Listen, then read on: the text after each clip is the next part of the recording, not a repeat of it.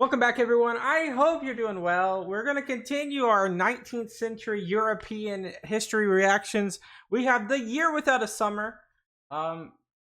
Year without a summer, but it says 1816 to 1824. So we're going to kind of see if this is just like what happens after the year after a summer, or it's just sort of period.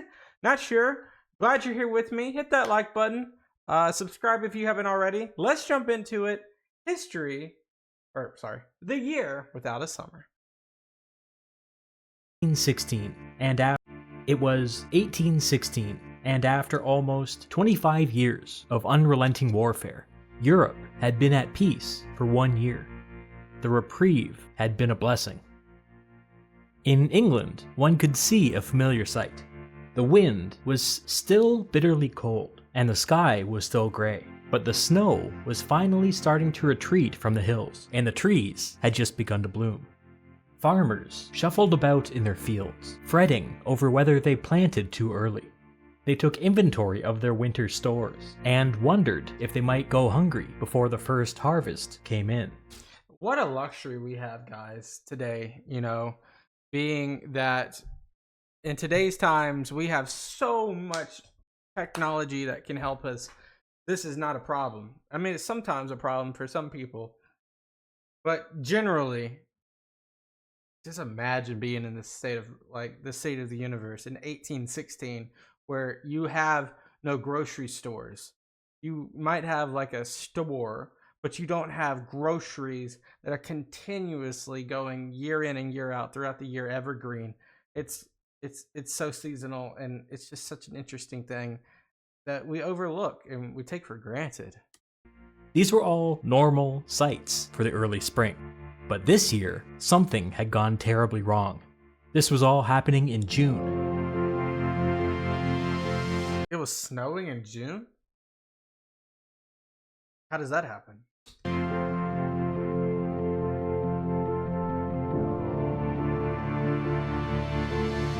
They called 1816 the year without a summer. It happened for complicated reasons, but basically there was an unlucky combination of volcanic eruptions that altered global weather patterns for 2 or 3 years. In some parts of the world, the changes were relatively minor and went by unnoticed, but in others, the changes were catastrophic. So I'm guessing these are centigrade averages lower than previous times. Has to be, right? In Europe, they happened to be catastrophic.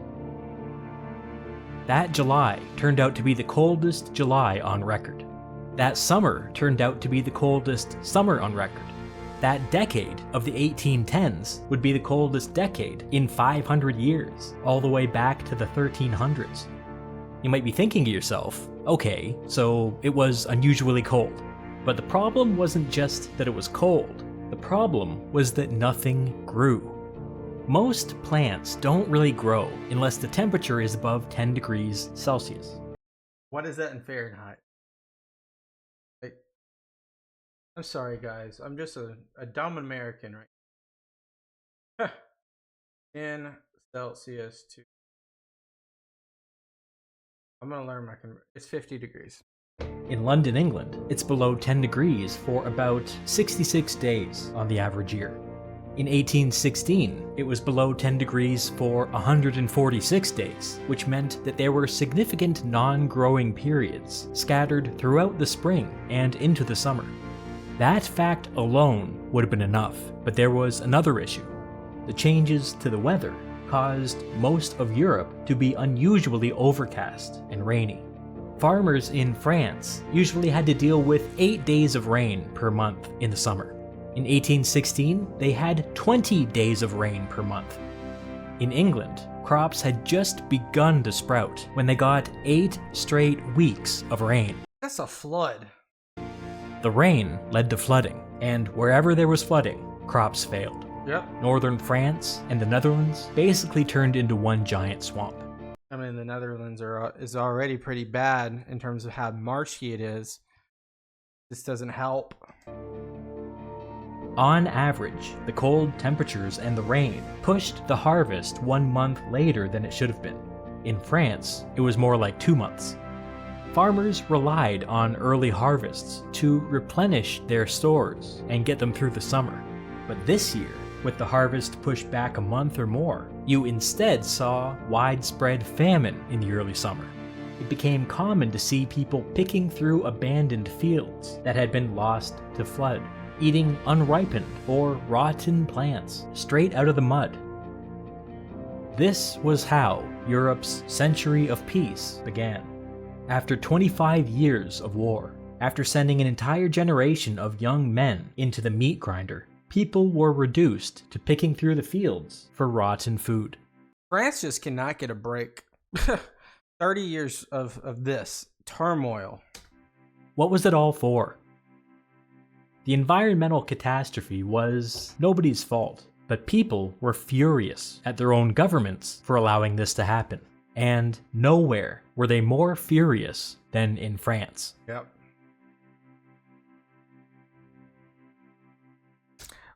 I wonder if Talleyrand's here. He probably fled since there's a problem. France was broke. The people were starving. And the country was in the middle of an environmental catastrophe. The restored King Louis XVIII had come to power promising to lift a bunch of unpopular taxes on the poor, but he was immediately forced to break that promise. The grumbling began immediately. Conditions in France had never been this bad under Napoleon. Here we go again. As part of the compromise that restored the king to power, France operated under a new liberal constitution. But the constitution was weak. France now held regular elections, but the king had the power to throw out the results whenever he wished. His ministers did not answer to the public, they answered to him. This actually made the new system weak and fragile. Say what you will about the British system, but at least the British Prime Minister took most of the heat. If things were really going badly, replacing the Prime Minister was an uncomplicated and yet meaningful act. Now, the French had a Prime Minister too, but their Prime Minister was just an extension of the King's will. If things were really going badly, replacing the Prime Minister would not be enough. They may need to replace the King. We're just like a year after Waterloo too. And we're just like in a tennis match of going back and forth between monarchy and revolution, if this was to happen again. The restored King Louis XVIII wisely selected a liberal named Richelieu as his first prime minister. The centrists in France at this time were extremely supportive of the new French constitution, were comfortable with many of the reforms of the French Revolution, and also favored the restoration of the monarchy. They were trying to split the difference between the ultra-conservatives, who favored increasing the power of the king and the aristocracy, and the Republicans, who wanted to disseminate more power to the people and continue the work of the French Revolution. The king favored the ultra-conservatives, but he correctly assessed that there would be a popular uprising if he came out of the gates pushing their agenda. The centrists would have to do for now. The selection of Richelieu was perhaps the wisest decision the king ever made. Richelieu was a steady hand and inspired trust abroad. In 1818, he successfully negotiated with the great powers for the removal of the armies that were occupying France, and for the end of France's reparation payments.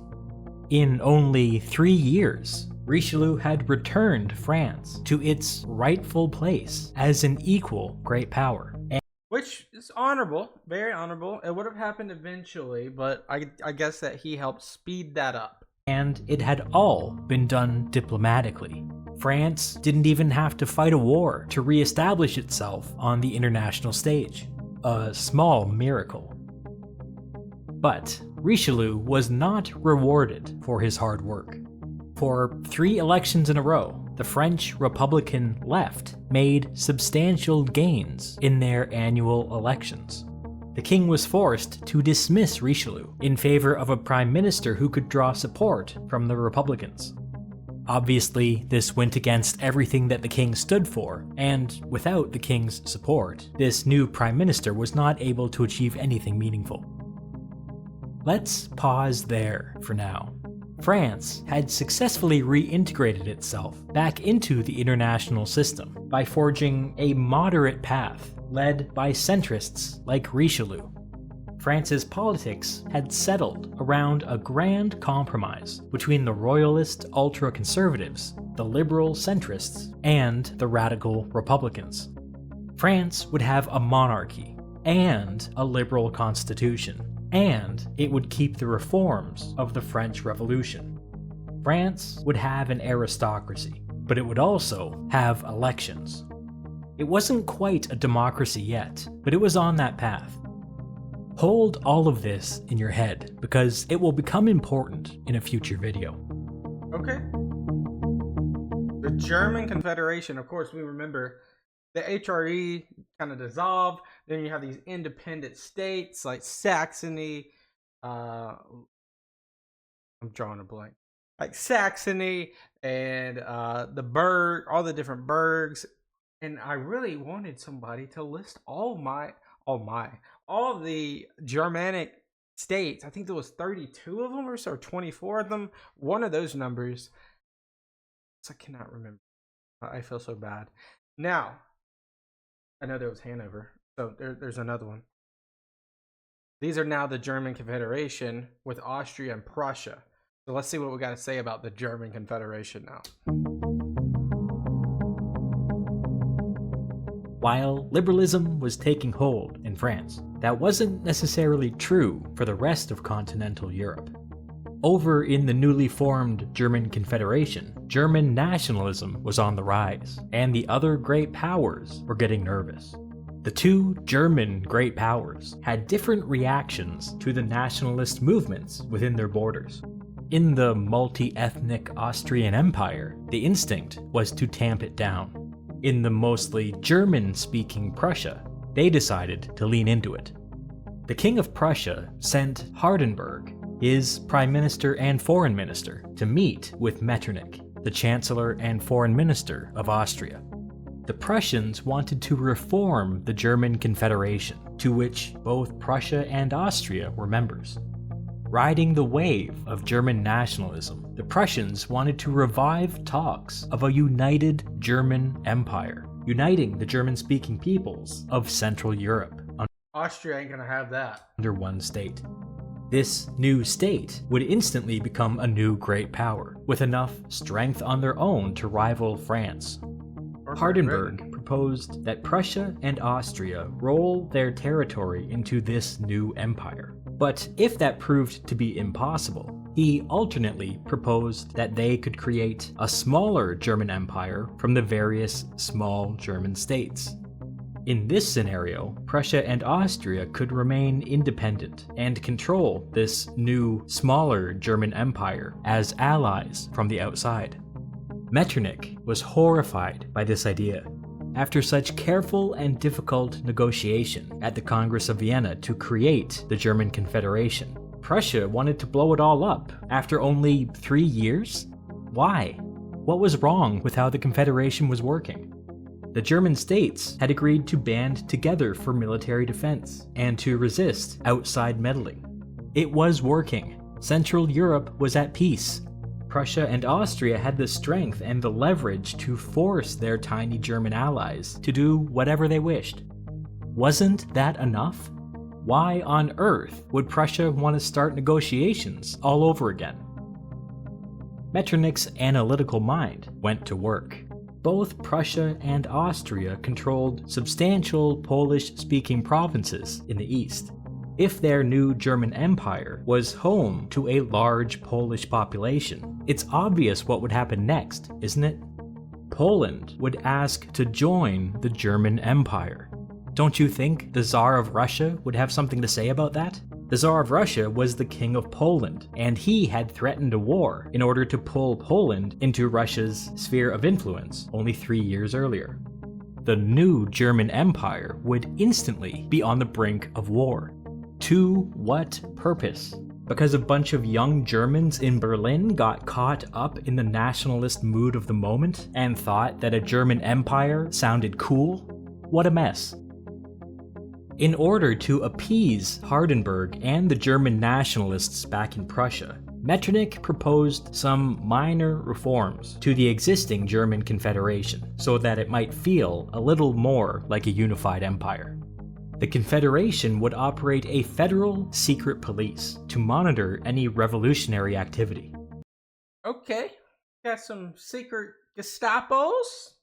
To the same end, freedom of the press would be standardized across the different German states, and We are not going in the progressive route here at all. heavily restricted. Similarly, student associations at universities, traditionally a friendly home to revolutionary thought, would be outlawed across the Confederation. To allow for all of this, the Confederation as a whole would now be able to force individual states to modify their domestic laws in the name of preserving order. Of course, in practice, these modifications would not be coming out of the small German states. The modifications would be coming out of Prussia and Austria. All of these reforms have a certain flavor to them, don't they? Metternich was the conservative architect of the post-war order, and it's clear where his priorities lay. His singular focus was on preventing a French-style revolution from breaking out in Germany, an understandable fear, having just lived through 25 years of war. But I would argue that it was a preoccupation that drove him to distraction. We have the advantage of knowing what would happen in the future, and we know that debate over a potential German empire would be one of the key questions of the 19th century. Metternich had no way of knowing this, but there would be 3 wars fought over this issue, to say nothing of the 20th century, my god. I have no idea if Metternich's intervention at this point could have prevented any of those wars, but I do know that Metternich was a lot smarter than me, and when presented with this problem, he totally shrugged it off. He was so distracted thinking about 18th century France that he wasn't really thinking about 19th century Germany. This is a hypothetical.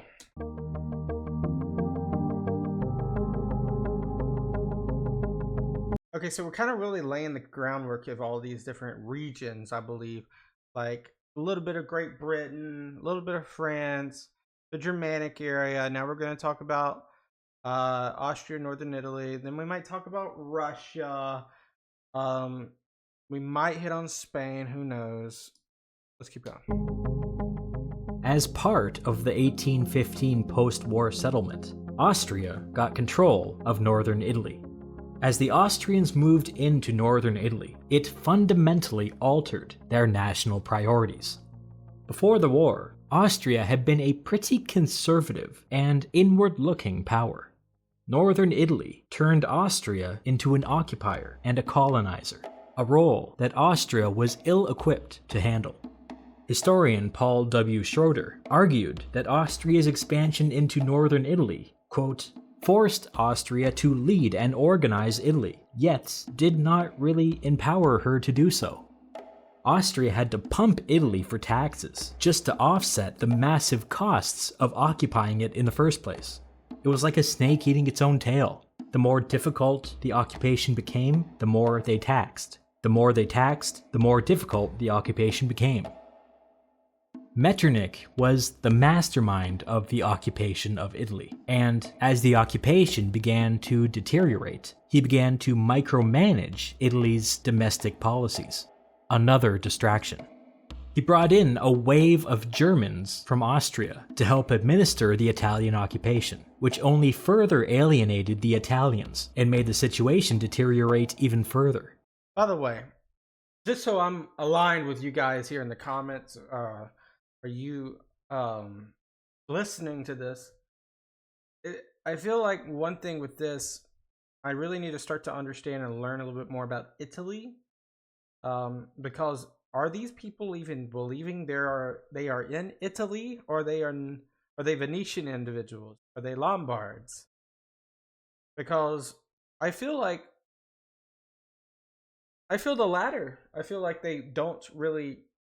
They're on the Italian peninsula, just like the Iberian peninsula to the west. But do they feel Italian, or do they feel Venetian? Which one is it?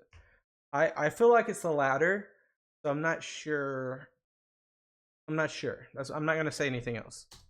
On the one hand, he was telling the German administrators to defer to the Italians whenever possible, while on the other hand, he was having the Austrian bureaucracy micromanage everything from Vienna. Colonization makes hypocrites of us all.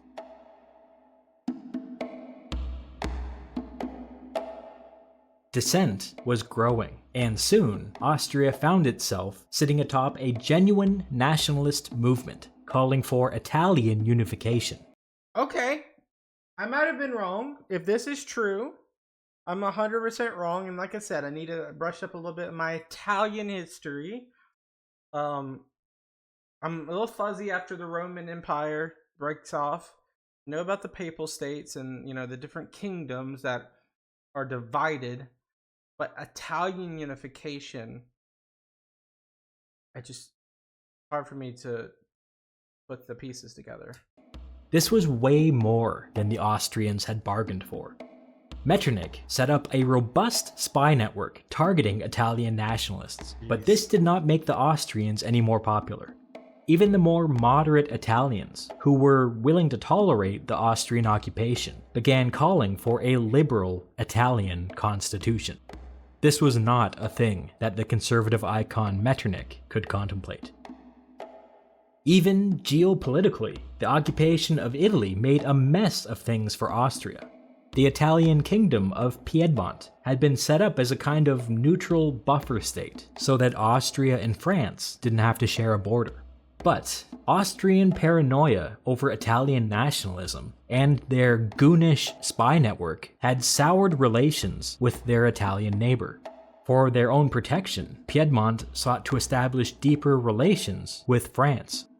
This sent the Austrians into a paranoid tailspin. The French were establishing a beachhead in Italy, in Austria's backyard. Were the French behind the rising tide of Italian nationalism? The occupation of Italy had made Austria totally neurotic. This was a lesson that every great power would have to learn in the 19th century. The Austrian expansion into Italy may have looked good on a map, but the occupation did not generate any income, did not increase Austrian military prowess, and did not benefit Austria geopolitically. It is a buffer still, like you said. Trying to create a buffer. It is allowing some sort of proxy if it needed to happen. End, it was a total distraction from the important issues in Europe that were threatening the fragile peace. With Metternich up to his eyeballs with problems of his own making, it would fall to others to prevent the next great power conflict. Bang. The post-war international order faced its first major test in the 1820s. The King of Spain, restored to power after the defeat of Napoleon, turned out to be an absolutist ruler in the old 18th century style. Who would have guessed? Who would have guessed? This turned out to be a problem. 18th century Spain was dead and gone. When Napoleon was in power, he imposed a liberal constitution upon Spain, one that granted real political rights to its citizens. Virtually all adult men were given the right to vote, and with this change, political life within Spain flourished for the first time. Elections, newspapers, political debate, all of these things popped up within a few years, and the people loved it. So when the absolutist Spanish king was restored to the throne, his first move was to tear up the Spanish constitution and return things to how they had been in the 18th century. The Spanish legislature, which was full of proud Spanish liberals who loved their new constitution, were extremely vocal in their opposition. Radical Republicans and revolutionaries quickly joined forces with the more moderate liberals, which created a genuine political movement. Pretty soon, even generals in the Royal Army were coming out in support of the liberal legislature and the constitution. The king was losing control of the country. Virtually overnight, Spain was on the brink of civil war. Yeah, again almost. Not again, but it was anarchy last time.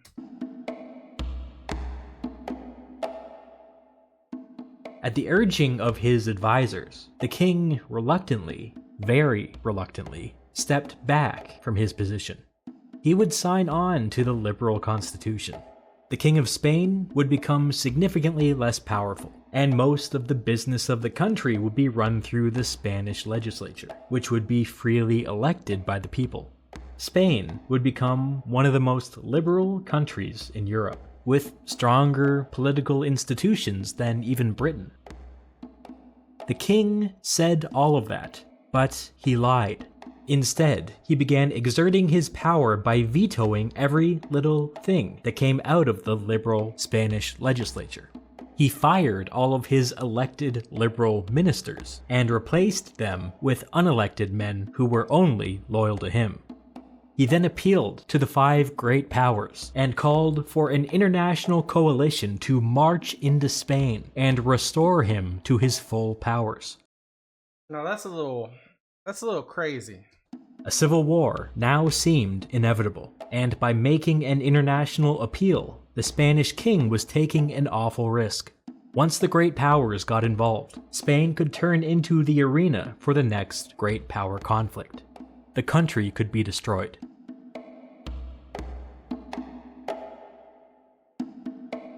Inspired by the courage and the success of the Spanish liberals, there were uprisings in Naples and Piedmont calling for liberal constitutions of their own.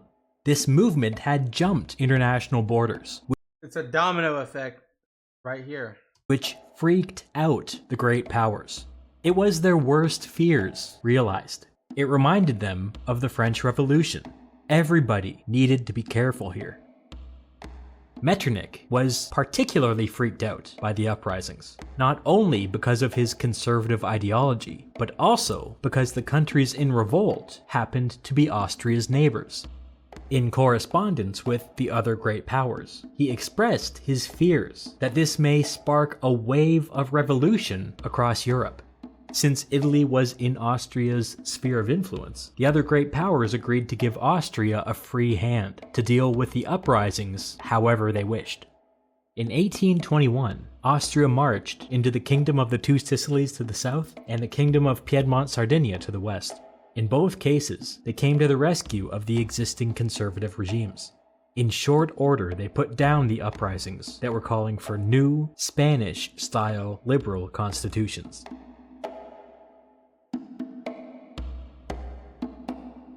Okay. The copycat uprisings were resolved, but the central problem of Spain remained. Well, it's not really an issue. They're finding out that they don't want a corrupt leader. So it's really not an issue, is it?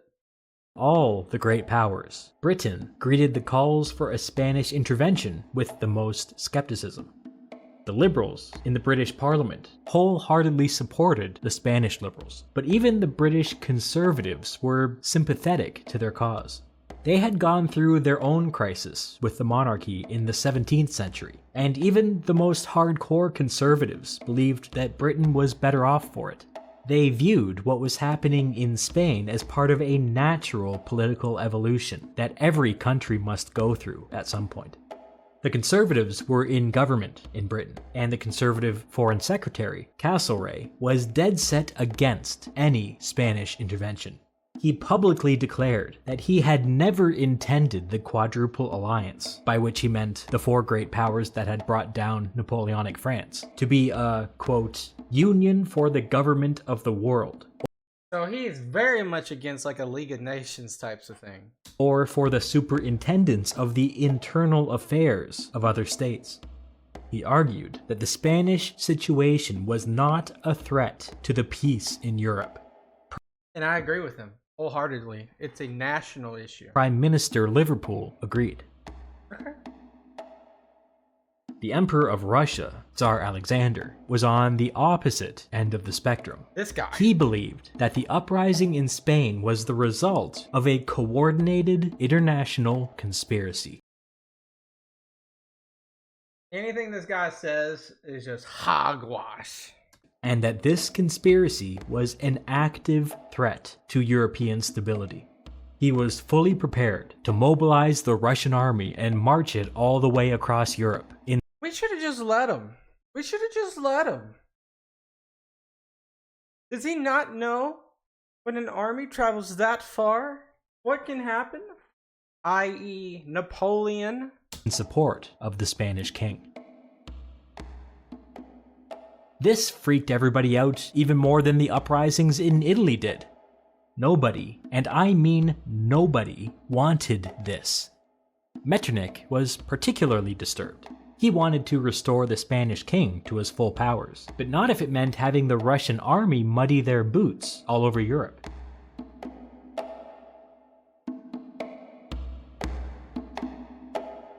For some time, nobody was quite sure what to do about Spain. The great powers were afraid to do anything, and hoped that maybe Spain would just come to a compromise on their own.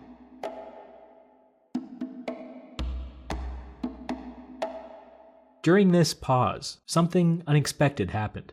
British Foreign Secretary Castlereagh unexpectedly took his own life. Really? Do we know why? He was replaced by a politician named George Canning. Internationally, the news came as a thunderbolt. Castlereagh and Metternich had a special relationship, and the two were kinda co-authors of the post-war international system. Now, Metternich was on his own. He had no idea how this new fellow Canning might approach the post-war settlement.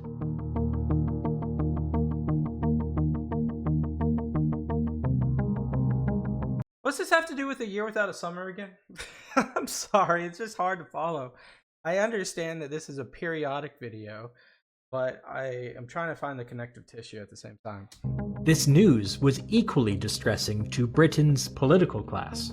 The current government was a moderate conservative government, and Castlereagh had been thought of as a pragmatic conservative that had good relations with the British Liberals. Canning had a different reputation. He was known as a conservative, kind of an attack dog, rabidly ideological, and not that well disposed toward the moderates currently leading the government. Castlereagh and Canning never really saw eye to eye. In fact, Castlereagh, how do you say this? Shot him? Things got so heated at one point during the war that the two exchanged pistol shots. Canning, which isn't that rare if you know much about 19th century, 18th century disputes. This is very common. Not common, but it's not rare. Lost.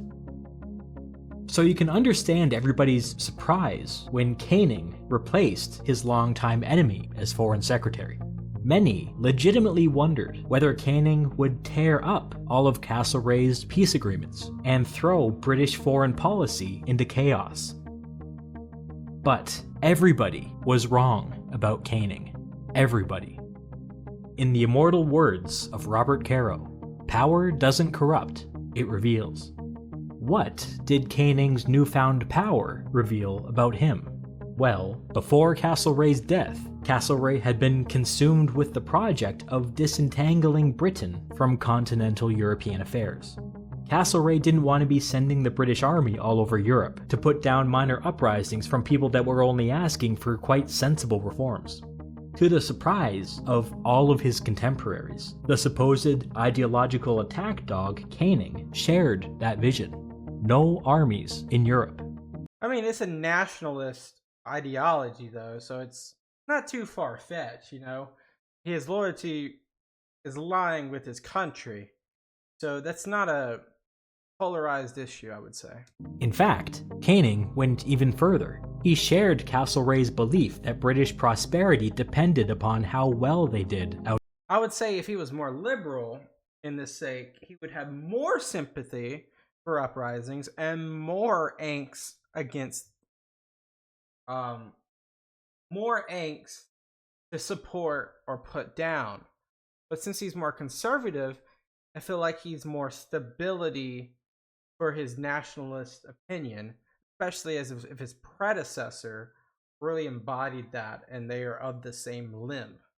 Out in the colonies. But unlike Castlereagh, he thought that trade, rather than colonialism, was really the thing that set Britain apart. colonies were only useful insofar as they facilitated trade. They were not an end unto themselves. To that end, British interests lay in the pursuit of peace. Peace facilitated trade, and trade made Britain prosperous. Unlike his predecessor, Canning was agnostic when it came to the colonies, and outright non-interventionist when it came to war. This makes Canning pretty unique in an era that was dominated by colonial obsession. Colonialism can make a country prosperous, but it can also be a trap. Canning was one of the few people who could see this clearly. There's one other thing that set Canning apart. He was a deeply committed slavery abolitionist. This didn't make his life any easier. It was a controversial stance for a British conservative to take, and in fact, most abolitionists lived in the liberal Whig Party. Canning just felt it deep in his bones, which makes him cool, or at least as cool as a 19th century British politician can be. British politicians of this era liked to talk a big game when it came to political rights, but unlike many of his contemporaries, including his predecessor Castlereagh, Canning wasn't a goddamned hypocrite. He's very strong about Canning.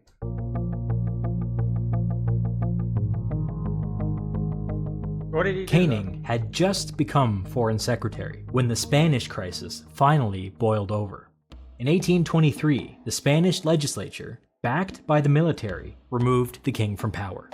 The victorious Did he abdicate or did he get removed? Spanish Republicans got very excited by this move and began calling for a revolutionary Spanish Republic. This was bad. A Spanish Revolution so soon after the French Revolution threatened to plunge all of Europe into war again.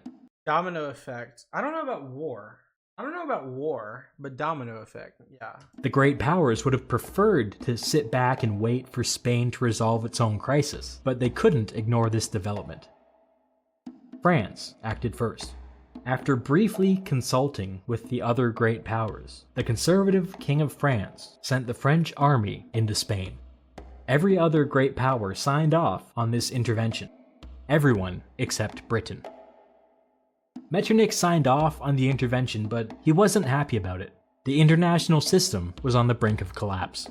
One false move, and all of Europe would be at war. If you don't want war, Europe, don't send troops, Europe. This is exactly what happened. Napoleon was senselessly defending himself in the beginning. This is the same thing. You're sending them over the Pyrenees Mountains and you're occupying Spain. Let them figure it out for themselves.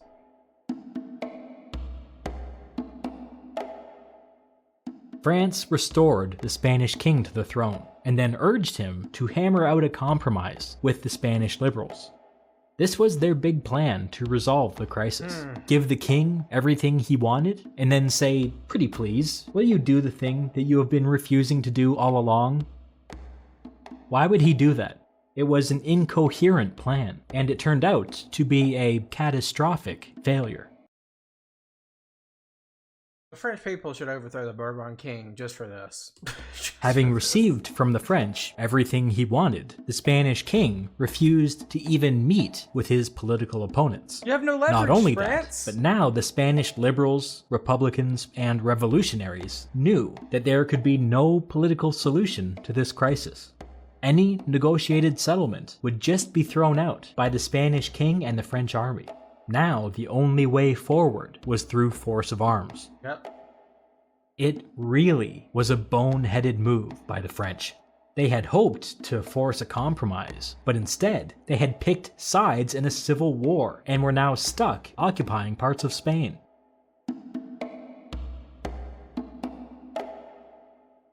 This was the first great test for the new British Foreign Secretary Canning. In a speech before Parliament, he reaffirmed British neutrality over this matter, but noted at the end of his speech that he dearly hoped that the Spanish liberals would be victorious in their struggle against the tyrannical Spanish king and the French army. Good. This was a shocking statement to the other great powers. They had all assumed that they were all on the same page, but apparently not. Apparently, the conservative government in Britain was sympathetic to the Spanish liberals and republicans and revolutionaries. It was a clever move by Canning. It sent a strong signal to the other powers that they could not necessarily count on British support if they wanted to march all over Europe, putting down liberal uprisings.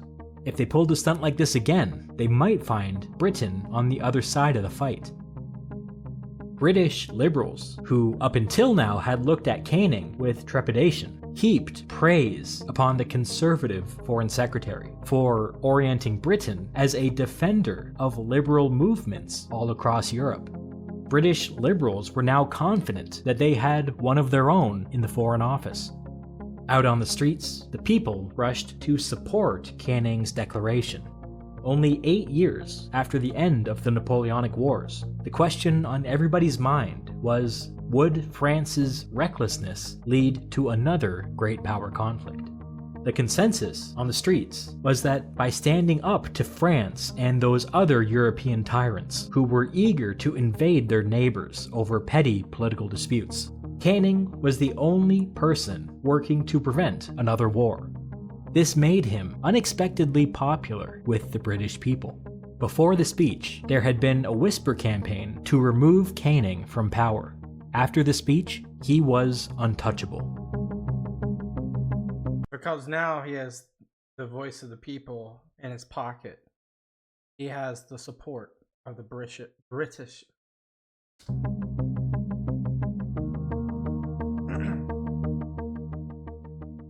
Spanish colonies, so Mexico and South America, Latin America, and the Caribbean. Of all the chaos, something special was happening out in the Spanish colonies. In rapid-fire succession, the following Spanish colonies declared independence: Guatemala, El Salvador, Honduras, Nicaragua, Costa Rica, and Peru. Ecuador, Bolivia, and Uruguay would declare independence a little bit later. Of course, there's a lot of other things with South America that's happening versus just a lot happening, and it really is isolationism, representation, XYZ, and I'd love to conversate about Latin America in the future. As would the Portuguese colony of Brazil. Yep. South America was having a moment, you might say. While all of this was going on, the Spanish king, backed by France, refused to negotiate with any of the South American revolutionaries. He refused to make even symbolic concessions that might have kept them under the Spanish crown. Canning saw an opportunity. He wanted Britain to be the first to recognize these newly independent states. He believed that having some friends in South America might prove to be a useful counterbalance against any other power trying to push into the region. And there was one other thing. Canning mistrusted the French. When it came to Spain, their true intentions were not yet clear. Why would they recklessly march into Spain like that? Because Bourbon King is on the throne, and he does not want the domino theory to happen. It made no sense. Canning feared that they may try to restart the lost French Empire. No, that's not what's happening at all. By seizing all of Spain's colonies in the name of stability. If Canning saw to it that these newly— What? I'm sorry. I'm lost here. Why would they go to South America? They don't have the Navy to do that.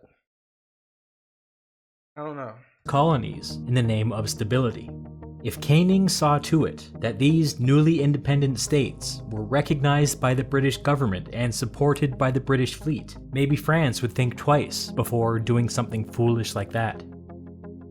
Canning began the process of recognizing the new South American states and sent a message to France saying that any French adventurism in South America would be interpreted by Britain as an act of war. Well, there is the French Guyana, right? When did that happen? The French fell all over themselves, assuring Canning that this was never their intention. regardless as to whether that was true or not, they heard the message loud and clear. Canning's diplomatic maneuver was remarkably successful. At a later international conference, the question of reconquering Spain's lost colonies was floated. When France informed the other great powers of Britain's threat, the matter was immediately dropped. Canning's threat worked. Peace in South America was preserved at no cost to Britain. The other great powers were also put on notice. If they wanted to go around the world opportunistically snapping up colonies, they would need to go through Britain first. Pax Britannica at its finest. The British Royal Navy wouldn't allow that. At this time, I would like to ask all Americans to leave the room. Hot dog is my favorite meat. I love hot dogs. I love hot dogs. I love hot dogs. I love hot dogs. I love hot dogs. Huh? Shortly after the wave of revolutions in South America, Canning began collaborating with the American Secretary of State, John Quincy Adams. What came out of this collaboration was the Monroe Doctrine of 1823. The Monroe Doctrine, really developed by Secretary of State Adams, stated, "The American continents are henceforth not to be considered as future subjects for colonization by any European power." The funny thing about this declaration was that, at the time, it was completely unenforceable. Or, I should say, it was completely unenforceable by the Americans. But you know who could enforce it? The British. The Monroe Doctrine declared no new colonization of North or South America. No new colonization meant that the current colonization was locked in place. Who did that help? Britain, at this time, was by far the #1 European power in North America, and The world? with these new revolutions in the Spanish colonies, it was fast becoming the #1 European power in South America. If Spain, or France, or any other power attempted to move back into South America, the Monroe Doctrine stated that the United States would resist, which in effect meant that the United States would defend British interests. I mean, it's not to say that the United States cannot collide, combo with. I mean, we still had some sort of ability to help in this issue. And when I say we, I'm an American, but I obviously am not from the 19th century. We honestly could still have helped, whether it be through trade, sanctions. When I say sanctions, I'm talking more or less like not allowing certain things to go this area with a combined effort with the Royal Navy, Britain. So it's not to say that we couldn't really do much of anything. It would be a combo effect, and I think that's why JQA, John Quincy Adams, really conversated with Britain, which is interesting to learn about this. Pushing the Americans in this direction was a masterstroke by Canning. They didn't really understand at the time that this declaration committed the American Navy to defending British sugar plantations on Jamaica, but it did. And in exchange for this, the British gave the Americans nothing. I mean, I wouldn't say nothing. I would say stability. Canning said of the Monroe Doctrine when it was first announced, quote, "The effect of the ultra-liberalism of our Yankee cooperators on the ultra-despotism of our allies gives me just the balance I wanted." By this he means that, yes, the British and the French were playing nice at the moment, but if that ever changed, the Americans would serve as a useful counterbalance against French overseas expansion. Canning felt free to speak more plainly a year later, after. Also, it's really hard to see what America turns into at this point. We're probably about the same like size as France or Portugal or Russia or Austria when it comes to globalism at this point. So it's hard to really see. After all the dust had settled. He described the Monroe Doctrine as, quote, "an act which will make a change in the face of the world almost as great as the discovery of the continent now set free." The Yankees will shout in triumph, but it is they that lose most by our decision. Why? I don't get that.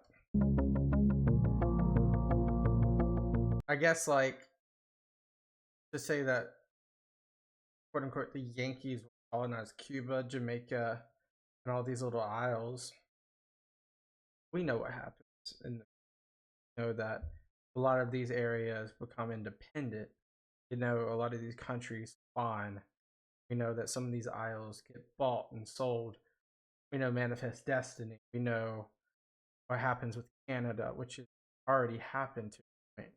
You know, Mexico and what happens there. So this stabilizes the inevitable.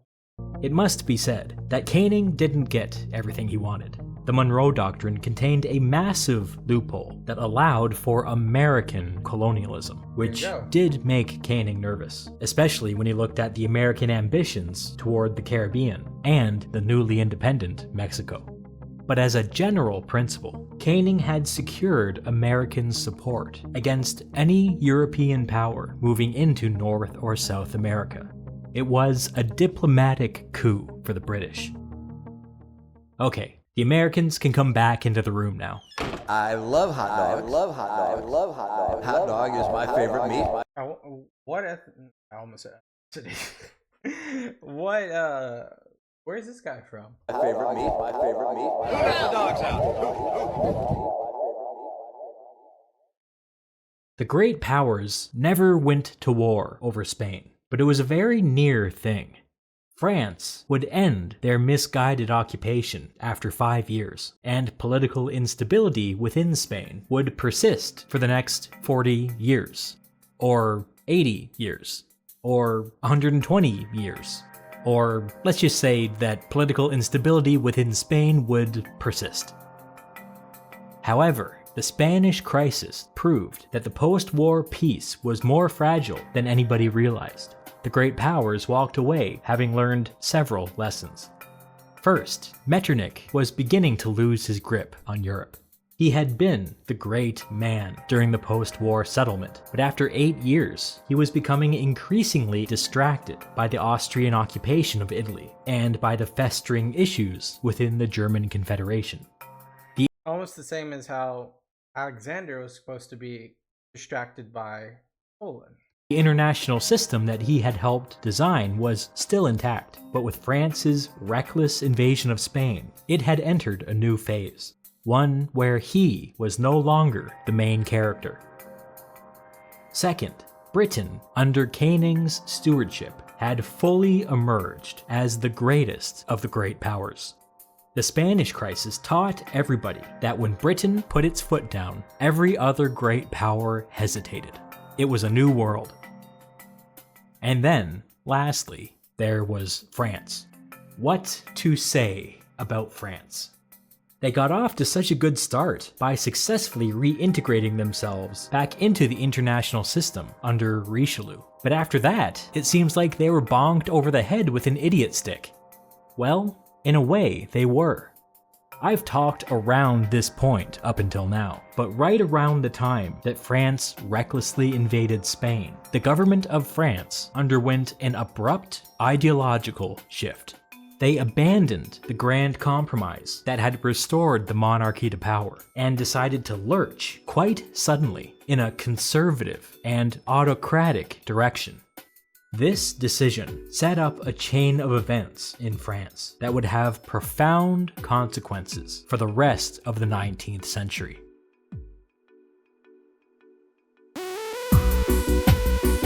Interesting. I'm sure that's going to prop up something in the future. It might be just this July Revolution thing that I see here on the right-hand side. Now, this was a very fun video to really put up some perspective into post-Napoleonic age. The Year Without a Summer. I'm trying to, please help me, guys. Please help me. Was the Year Without a Summer? Okay, maybe I do have the connective tissue, but it was just so minute compared to the entire video that the title almost referenced a beginning part versus the continuation of the entire video. So look, one thing with that is, was the Year Without a Summer and the crop failures and the government change up. Is that really what this turns into? Is like the liberalism slash conservatism, publicism? Is it just government shakeup? Is from what happened from the year without a summer, crop failures, few centigrades less by average, longer winters through the spring and summer. Is that what is this? Is basically that propping all this up because of governmental change in different parliaments? I think so. Let me know if I'm off key, or if the video was short-sighted and didn't really cover that as much as I thought it would. Nevertheless, I love the video. I think it hit all the good parts. I was thinking about be very interested to kind of see where it comes from this in the future. But as always, guys, thank you so much for watching. I appreciate every single one of you. Leave a like, leave a comment, hit that subscribe button as always. I'll see you in the next one. Peace out. Bye.